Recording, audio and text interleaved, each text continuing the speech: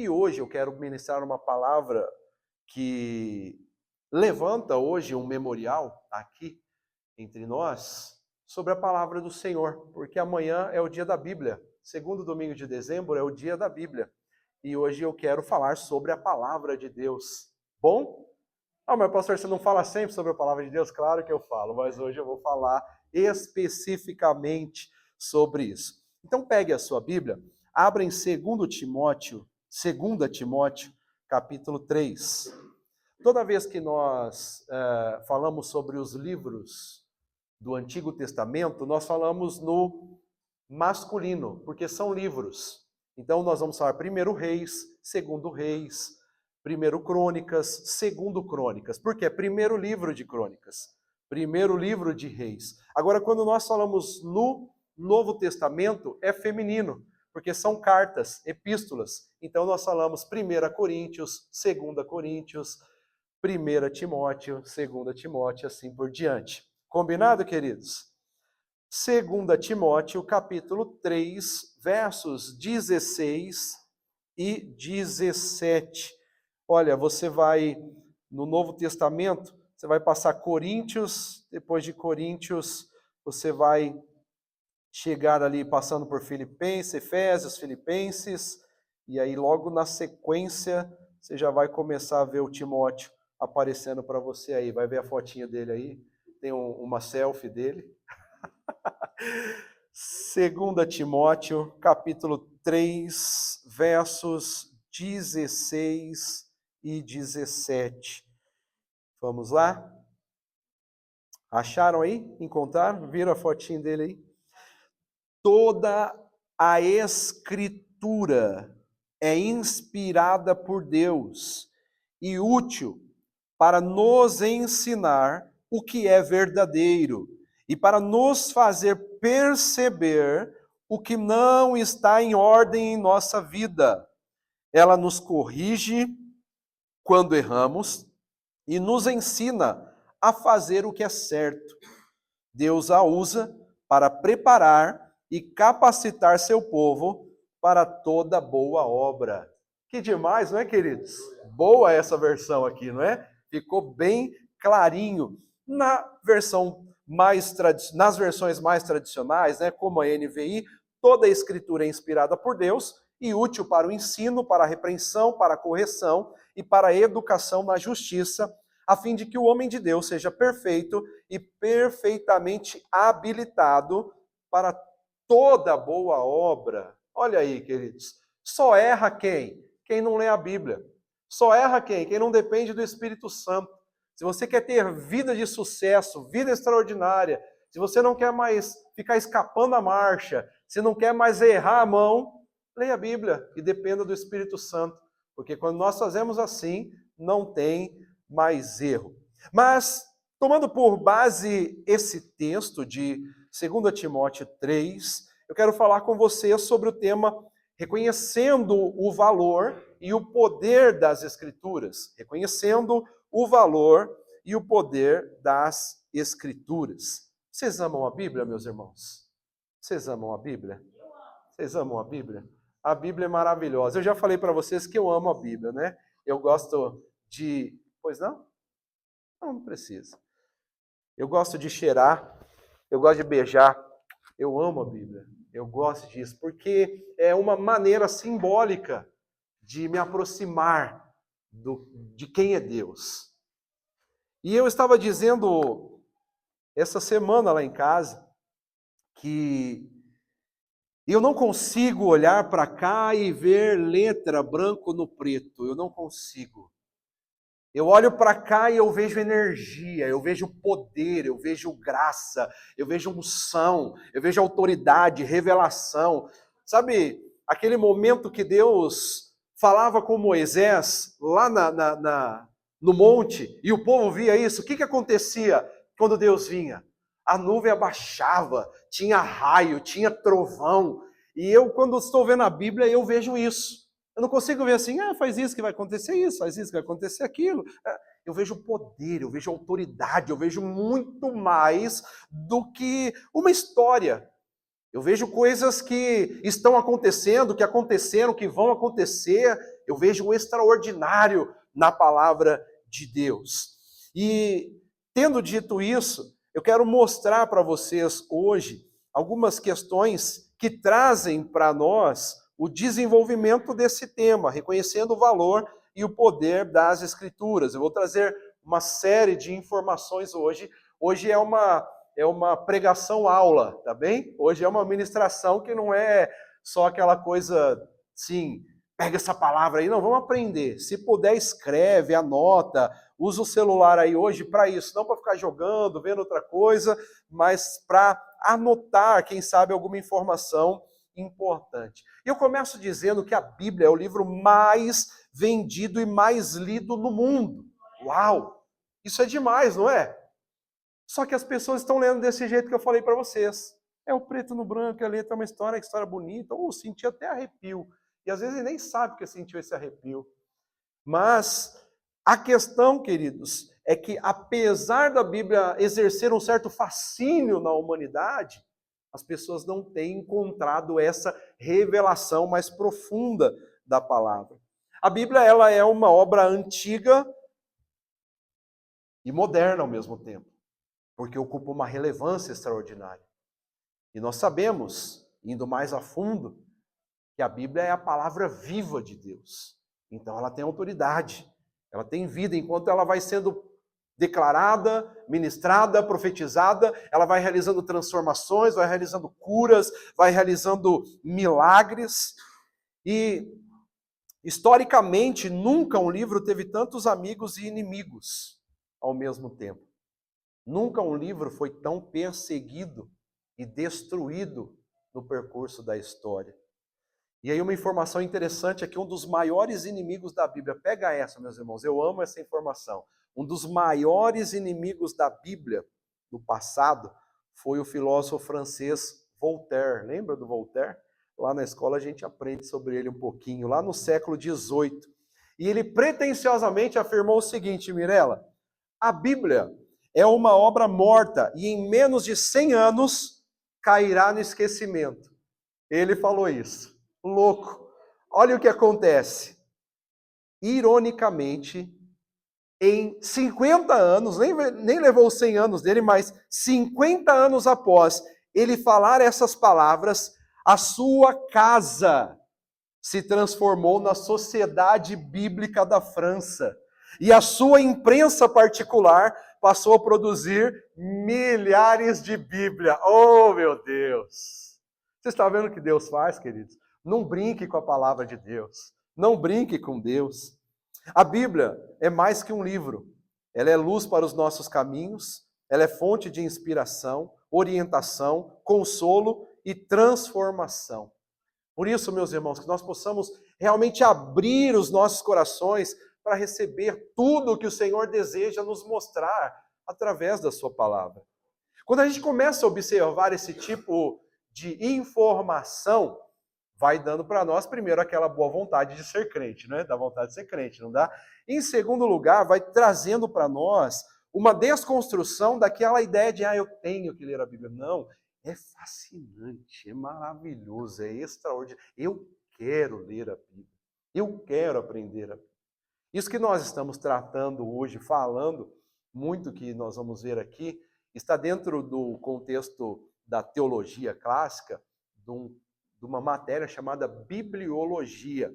E eu, por muitos anos, dando essa disciplina de bibliologia, e sempre falando com essa ênfase, né? Porque professor que é também pastor pregador, ele não consegue só ensinar, né? De vez em quando escapa aquela pregação, escapa aquele glória, aquele aleluia no meio da ministração, e várias vezes, não foi uma e nem duas, mas algumas dezenas de vezes, os alunos me paravam assim, pastor, por favor, pastor, para essa aula agora, vamos ler a Bíblia, eu quero ler a Bíblia agora mesmo, de tanto que é envolvente quando nós vamos conhecendo. Então, queridos, a Bíblia ela se torna relevante para nós quando nós temos relacionamento com ela, quando a gente preza por ela. Se não, é um livro, é o preto no branco.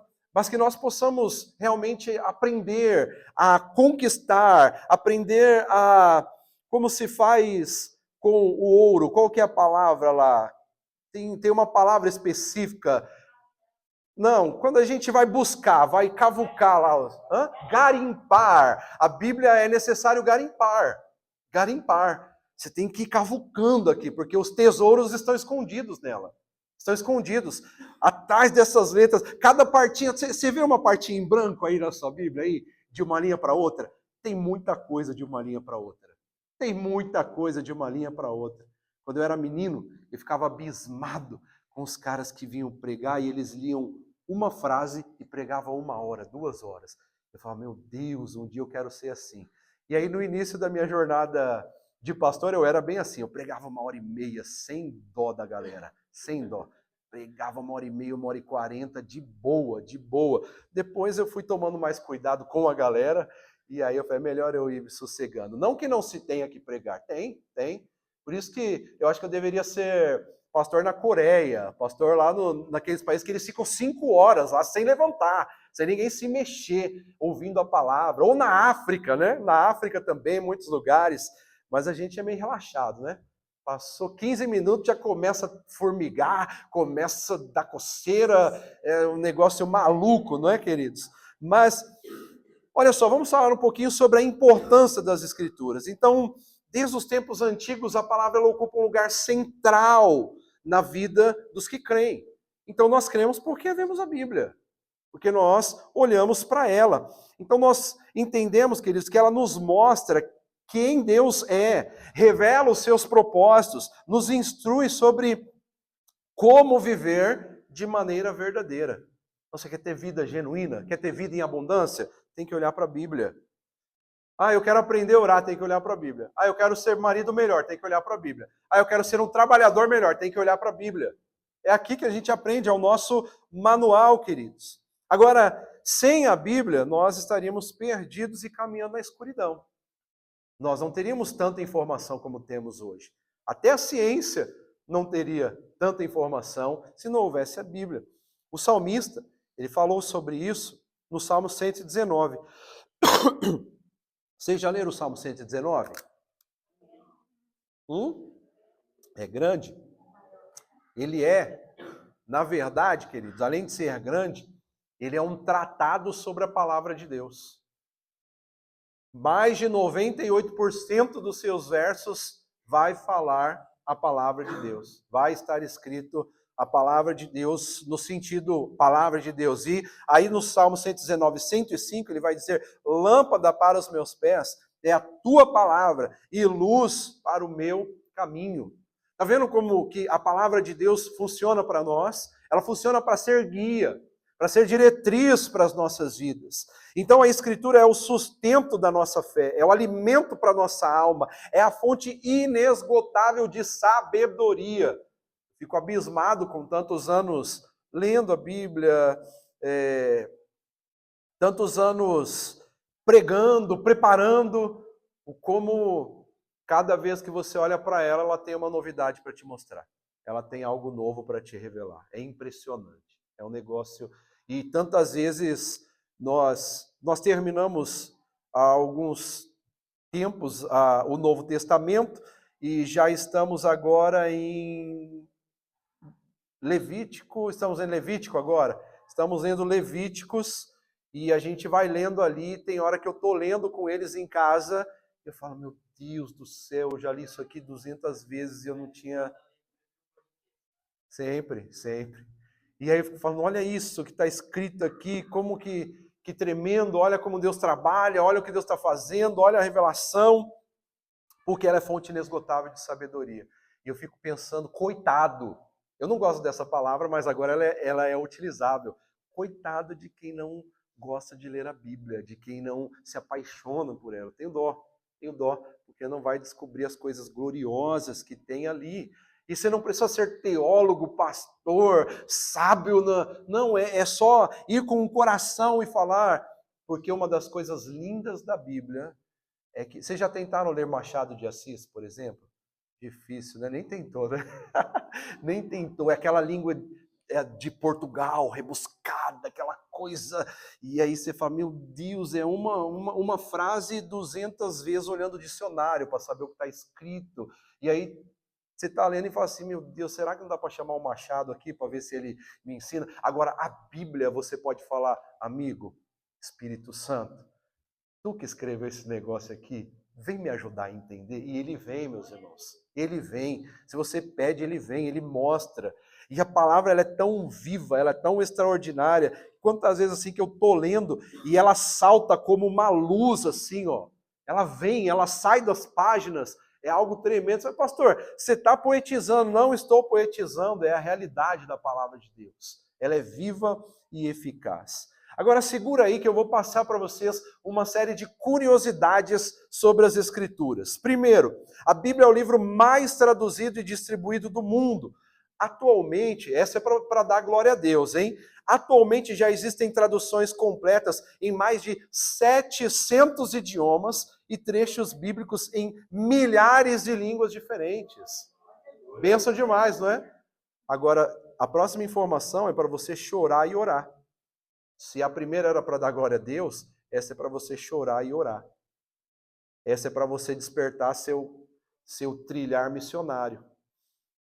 Ainda faltam traduções da Bíblia para cerca de 4.000 línguas.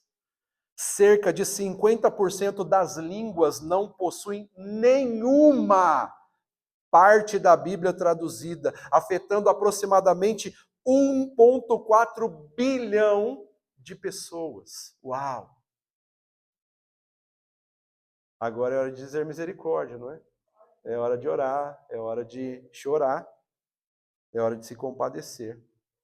Ore por isso, queridos, memorize isso e ore por isso, para que a palavra seja traduzida para essas línguas. Percebe, queridos? Então, de quase 8 bilhões de pessoas, 1,4, talvez, mais ou menos, um pouquinho menos do que uma das populações mais altas que existe no mundo, que está ali na Índia, na China, não é? É isso? E nós temos mais de 1 bilhão de pessoas que não tem um Salmo 23 traduzido. Um Salmo 23. E esse número se assemelha mais em torno de 1,4, 1,5 dos que tem só partes. Só partes. Então é muita gente sem a palavra de Deus na sua própria língua. E isso é danoso. Agora veja, a Bíblia ela foi escrita ao longo de aproximadamente 1.600 anos. Então quando a gente pega o Novo e o Antigo Testamento, são 1.600 anos que compreende todo o escrito bíblico. Foram cerca de 40 pessoas que vieram de diferentes culturas, profissões, épocas, mas mantiveram a unidade da mensagem. Isso não é demais? Mais de 40 pessoas, Fidelis, separadas aí no percurso de 1.600 anos, mas eles conseguiram falar sempre a mesma coisa. Por que será? Porque a Bíblia foi escrita por homens. Ai, capeta do inferno. É claro que não. É exatamente porque existe um escritor. Quem é ele? O Espírito Santo. Entende? Agora sim, Mirela, o maior capítulo da Bíblia é o Salmo 119, com 176 versículos. E o menor capítulo é o Salmo 117, com apenas 2 versículos. A Bíblia vem do grego biblion, que significa livros, e de fato se trata de uma coletânea de 66 livros, divididos entre 39 no Antigo Testamento e 27 no Novo Testamento. O primeiro livro impresso em tipos móveis foi a Bíblia de Gutenberg, em 1455. Foi o primeiro livro impresso. Glória a Deus por isso. E aí nós entendemos que nesse período as Escrituras colaborou para a expansão do cristianismo. Outra informação interessante, os livros de Esther e Cantares não mencionam o nome de Deus. Já viram isso? Eu sabendo dessa informação depois nas minhas leituras que observando, e é verdade. Mas você já sentiu Deus lendo Esther? Hã? Já sentiu Deus? Lendo Cantares? Pois, ele está lá. mas não é mencionado o nome dele. A vinda do Senhor é referida 1845 vezes, sendo 1527 no Antigo Testamento e 318 no Novo Testamento. Os significados dos nomes de Isaías e Jesus são semelhantes. Isaías é salvação de Jeová e Jesus é Jeová é a salvação. A frase não temas ocorre entre 365 e 366 vezes na Bíblia, dependendo das traduções, em termos correlatos. Ou seja, amém, irmã. Até a próxima. Veja que nós temos aí um não temas para cada dia do ano. Não é demais isso, Anderson? Não é poderoso? Todos os dias nós temos essa palavra nos resguardando. O capítulo 19 de 2 Reis é idêntico ao capítulo 37 de Isaías. A Bíblia foi o primeiro livro impresso do mundo. O livro de Isaías, com seus 66 capítulos, pode ser considerado uma miniatura da Bíblia. O Antigo Testamento encerra citando a palavra maldição e o Novo Testamento encerra citando a graça do nosso Senhor Jesus Cristo. Aleluia, glória a Deus. O livro de Lamentações em hebraico é acróstico, dos capítulos 1, 2 e 4, com 22 versos, cada um correspondendo às 22 letras do alfabeto hebraico. Ou seja, na linguagem original, cada fala que acontece nesses capítulos, nesses versículos, é registrando uma letra do alfabeto hebraico. E há 8.000 menções de nomes de Deus na Bíblia e 177 menções do capiroto sobre seus vários nomes. Uau! Então, veja só, tem crente aí que vive, porque o diabo, porque o diabo, porque o diabo, porque o diabo. Se tu ler a Bíblia, você vai aprender a falar mais de Deus do que do diabo. Não é demais isso, queridos irmãos? Essas são algumas curiosidades interessantes para nós. Claro que não promove salvação, tá bom? Essas curiosidades, nem transforma vidas. Mas ler essas verdades, de fato, aí sim. Agora, vamos olhar um pouco, queridos, a relevância das Escrituras. Aí nós lemos em 2 Timóteo 3, 16 e 17, que toda a Escritura é inspirada por Deus e útil para o ensino, para a repreensão, para a correção, para a educação na justiça, a fim de que o homem de Deus seja perfeito e perfeitamente habilitado para toda boa obra.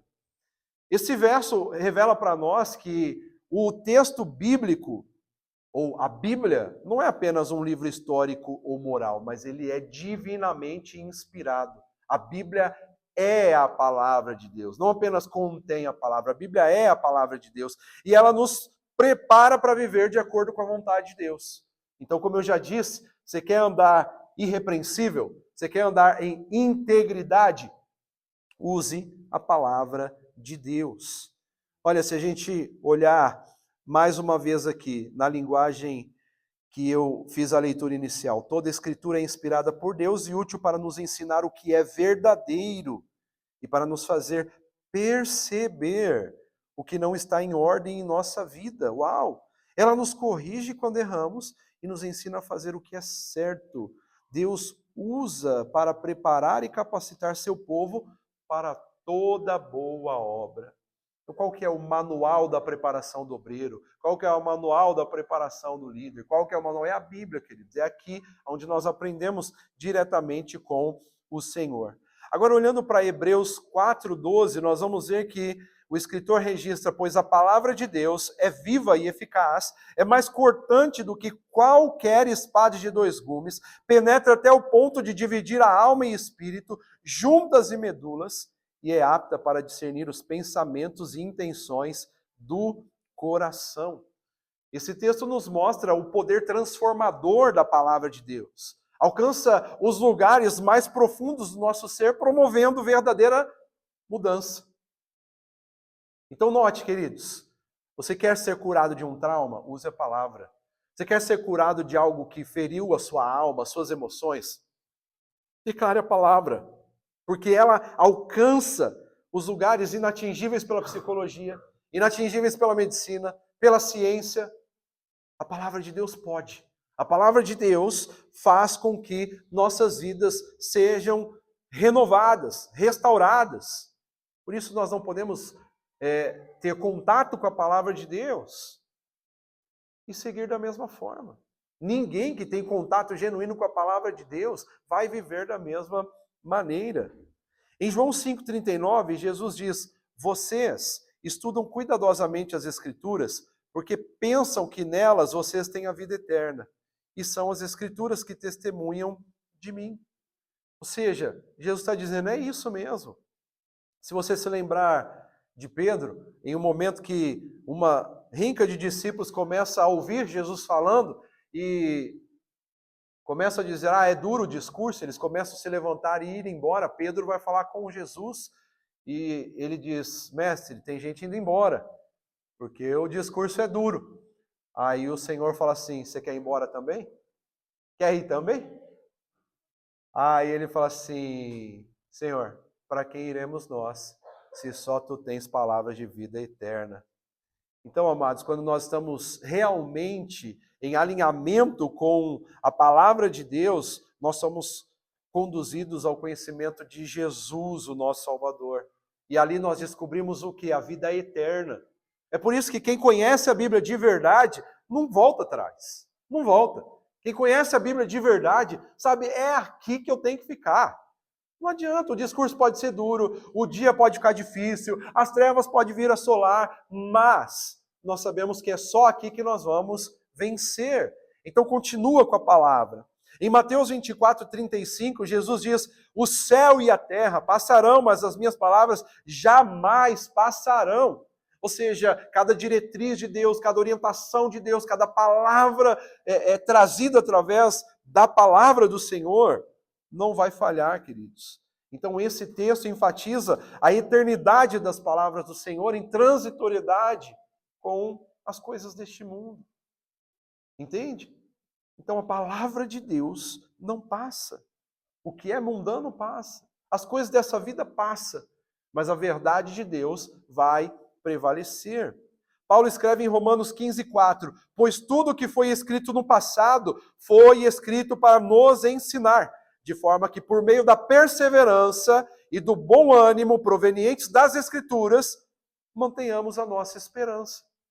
Então onde que nós devemos perseverar? Aqui, ó. Eu vou ficar com a palavra. Ah, mas o médico falou. Não estou nem aí porque o médico falou. A palavra diz. Ah, mas o cientista disse. Se tiver de acordo com a palavra, eu concordo. Se não tiver, eu discordo. Ah, mas o meu vizinho, não estou nem aí porque o seu vizinho está falando. Quero saber o que a palavra está dizendo. Amém, queridos? E mantenha perseverança nisso. Então, em tempos de dificuldade, nós encontramos na palavra consolo, esperança e força. Pedro disse em 2 Pedro 1:21, pois jamais a profecia teve origem na vontade humana, mas homens falaram da parte de Deus, impelidos pelo Espírito Santo. Veja, aqui é a resposta que muitos procuram o tempo inteiro. Ah, mas a Bíblia foi escrita por homens. Não, jamais. Jamais. Deus usou homens, sim, mas a origem das Escrituras, ela é divina. A centralidade dos escritos é o Espírito Santo produzindo a profecia. E é assim que nós devemos caminhar. É nessa convicção, nessa certeza.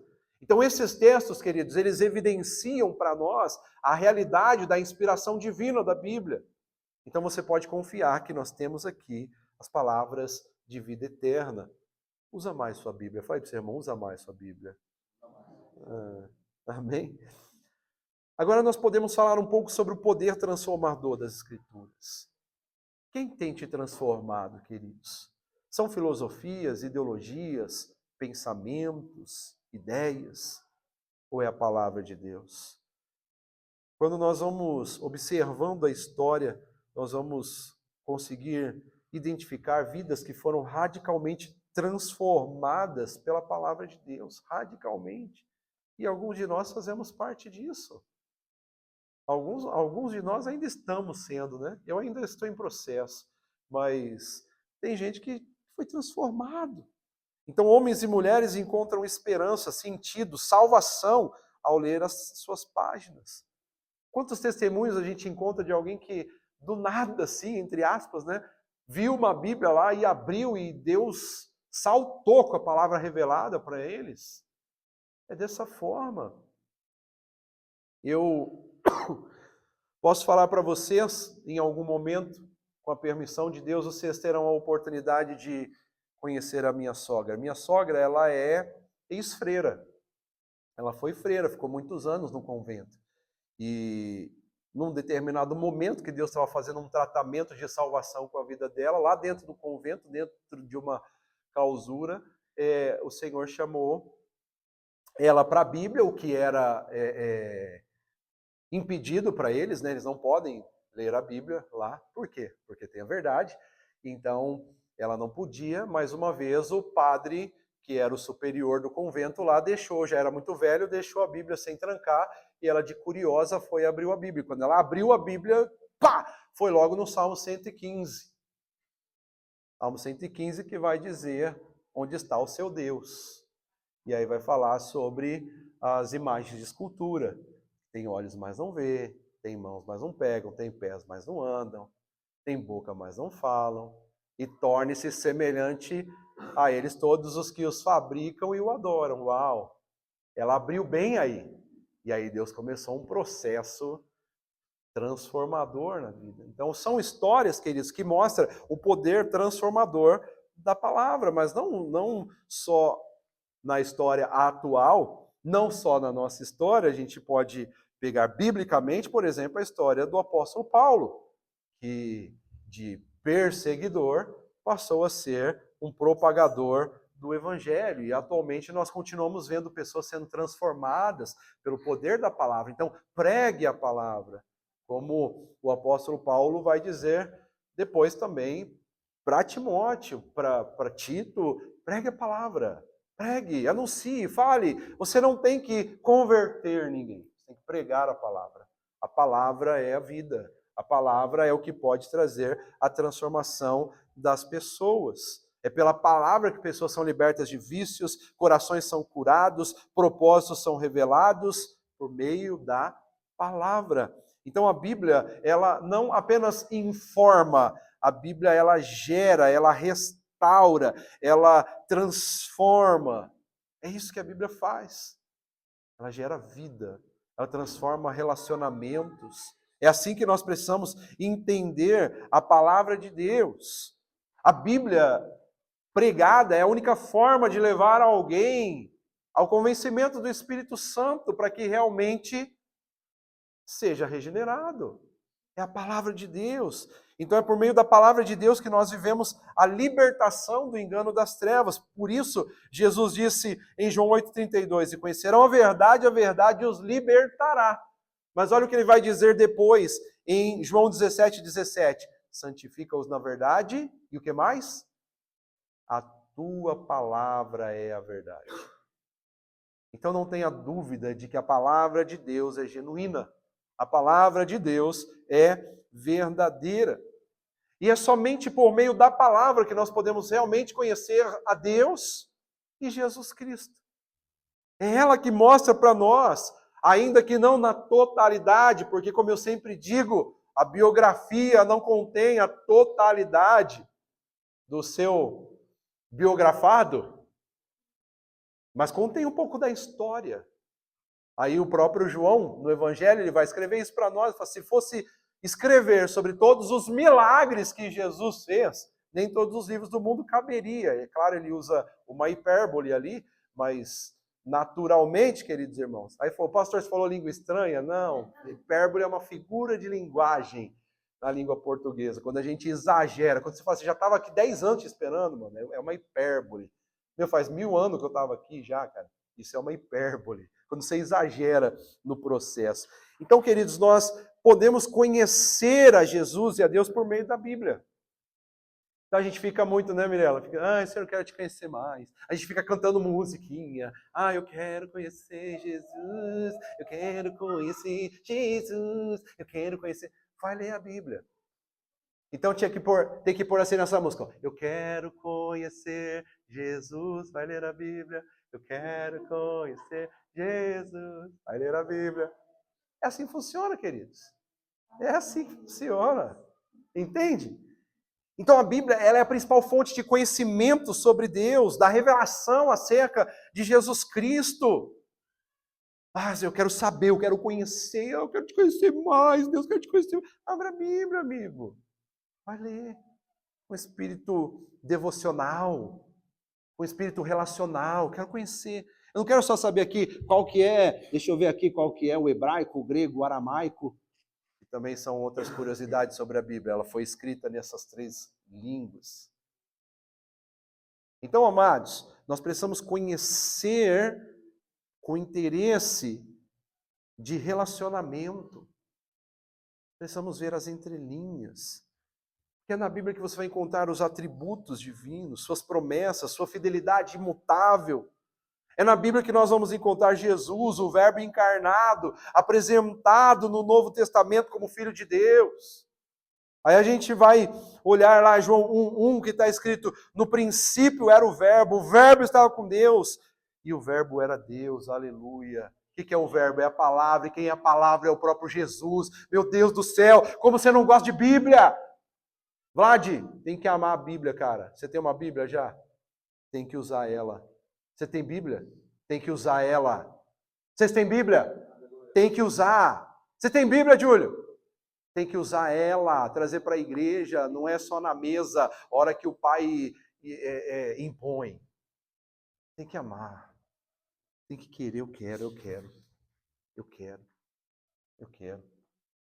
Ah, tá tudo bem, levar no telemóvel, não tem problema, usa ela. Usa lá. Sai dessa tranqueira de como que chama o negócio? Eu até esqueci agora. Instagram. E já ia falar Telegram. Instagram, TikTok e adjacências. Porque tem umas perturbações ainda mais profundas aí, né? Então, queridos, é aqui que nós precisamos estar. Porque é por meio das Escrituras que nós conhecemos o sacrifício de Cristo por nossos pecados, compreendemos a graça, recebemos direção para uma vida de intimidade com Deus. Então, note, amados, que aqui nós temos uma pregação-aula que deve nos despertar para o interesse, para o que é genuíno, é a nossa base. Você não pode vir aqui e falar, o pastor já pregou lá, então ele falou, tá certo. Eu não sou idiota de ficar ministrando besteira para vocês, vocês já devem ter percebido isso. Acho que esse nosso relacionamento de 2 anos quase chegando, vocês já notaram que eu não sou um babaca para ficar enganando vocês. Mas cuidado, porque tem um monte de babaca na internet que pode estar enganando vocês. Tem um monte de babaca nas outras igrejas aí que ela é fashion, ela é tão legal, ela é tão bonita, ela é tão estruturada, ela é tão boa. Dá tanto arrepio. Mas você precisa fazer assim, ó, tá falando, deixa eu ver se é isso mesmo. Se é conforme está lá em Atos, um cristão, um crente bereano. E a palavra diz que os bereanos eram mais excelentes, porque eles olhavam na Escritura para ver se é assim mesmo. Então, quando eu terminar de pregar aqui hoje, ou no próximo sábado, quando for, quando acabar uma célula, chega no outro dia, vai olhar sua Bíblia e vê se é assim mesmo. Vê se é o que eu estou falando. Vê se é o que está sendo assim. E se ouvir alguém na internet, vai ver na Bíblia, vê se é assim mesmo. Se for na outra igreja, vai lá e deixa eu ver se é assim mesmo.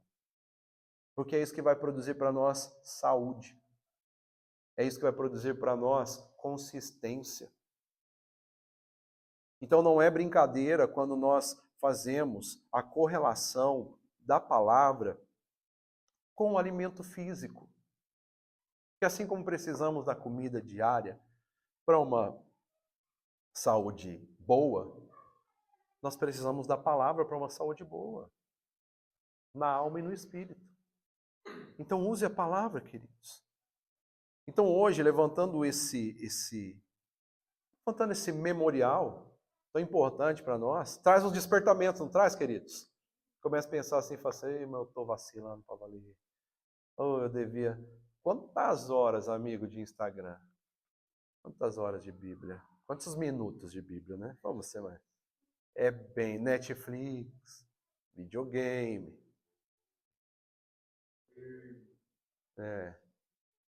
Todo mundo aqui tem culpa no cartório divino. Né? Aí vem o Fidelis, né? Vai falar, o Fidelis é mais senhorzinho. Vai ver quanto tempo de Instagram tem no telemóvel dele. Vai ver. Não, eu fico 200 horas no trabalho. E depois fica mais 90 no Telegram, ou no Instagram. Telegram. Eu tô dando uma de senhorzinho aqui, fingindo que não manja, né? Fingindo que não entende nada. Mas queridos, é isso. E nos cativa, né, Anderson? Você olha, e roda, e roda, e roda. E é do capiroto. Aí você vê um negócio que... Aí você fala, isso aqui me interessou. Aí você olha aí, já vem 200 que te interessam. Porque o capiroto, ele vai lá e... Hoje o capiroto chama algoritmo, esse. É até irmão, é capiroto algoritmo, ó. É o mesmo, são irmãos. Tá vendo? É uma raiz. Então que hoje, amados, nós possamos ativar o nosso senso de valorização das Escrituras, uma verdadeira palavra de Deus. Você quer uma coisa nova para a sua vida? Abre a Bíblia amanhã cedo. Você quer um negócio diferente para você? Você quer começar a soltar raio e trovão? Começa a ler a Bíblia. Não é do dia para a noite, é claro. Você viu aqui, nós temos que perseverar. Mas hoje, a diretriz para nós é para que nós possamos renovar o nosso compromisso com a leitura. Nosso compromisso com o estudo da palavra de Deus. Que nós devemos colocar como prioridade diária abrir as Escrituras, meditar nela.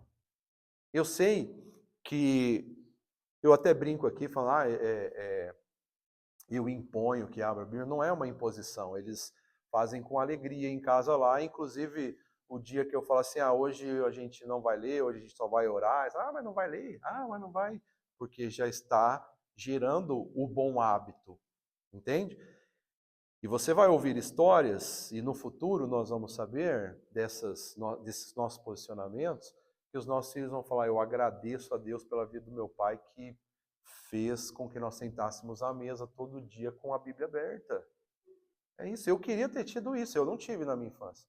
Eu tenho que fazer isso hoje, resolvendo essa parada, entende? Então, talvez você não teve, mas eu sempre disse, eu quero fazer a diferença para a minha geração. Então, quantas pessoas não tiveram um pai presente?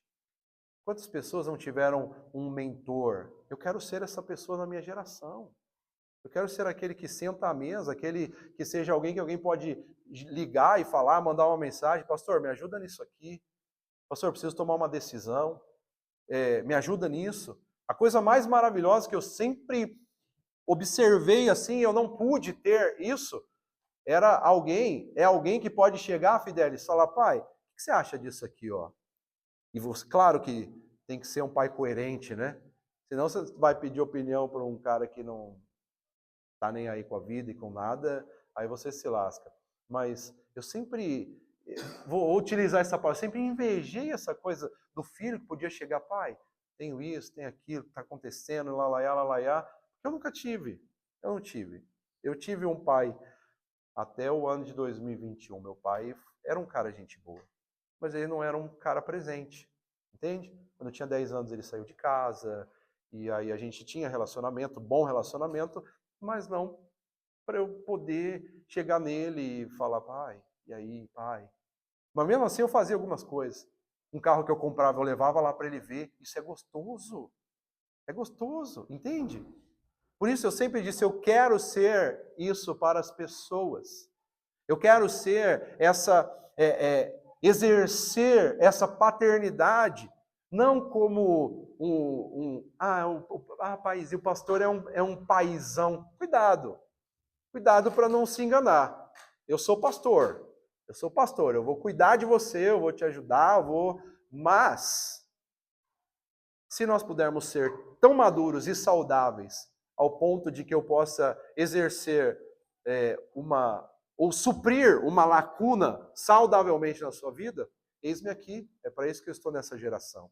Então eu quero ser pai para o órfão, e eu oro muito isso, para que Deus levante pessoas no aspecto espiritual, Vitor, Anderson, Felipe, que sejam pais, porque tem um monte, imagina aqui nessa nação, o tanto de galera. Eu ouvi uma vez um irmão, o Tiago, estava contando para mim, ele estava dizendo que a filha falou assim para uma amiga: eu vou com meu pai no McDonald's. Meu pai me chamou para almoçar com ele no McDonald's. E a menina falou assim: poxa, meu sonho é que meu pai me chamasse um dia para almoçar com ele.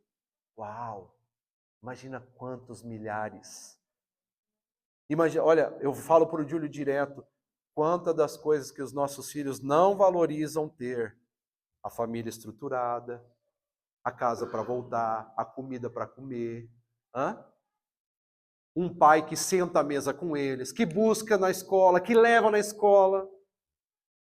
Eu queria ter tido isso. Não tive. E tem um monte de gente aí querendo ter isso. E não tem. Então que nós possamos usar a palavra de Deus para sermos transformados em essência naquilo que Deus quer nos fazer através da Bíblia. Então abra sua Bíblia diariamente, medite, guarde em seu coração, viva segundo os seus ensinamentos. Porque a Bíblia é o maior tesouro que nós temos. E nela está o caminho, a verdade e a vida. No princípio era o Verbo, e o Verbo era Deus, e o Verbo estava com Deus. E Jesus é o Verbo. Então, se você tem Jesus, você tem a palavra, e se você tem a palavra, se aprofunde na palavra, porque esse é o plano dele para as nossas vidas. Faz sentido, queridos irmãos? Fique de pé, por favor, e eu convido você a levantar comigo nessa noite esse memorial de gratidão ao Senhor. Agradeça nesse momento pela palavra viva e eficaz. Peça que o Senhor toque o seu coração e transforme você pelo poder das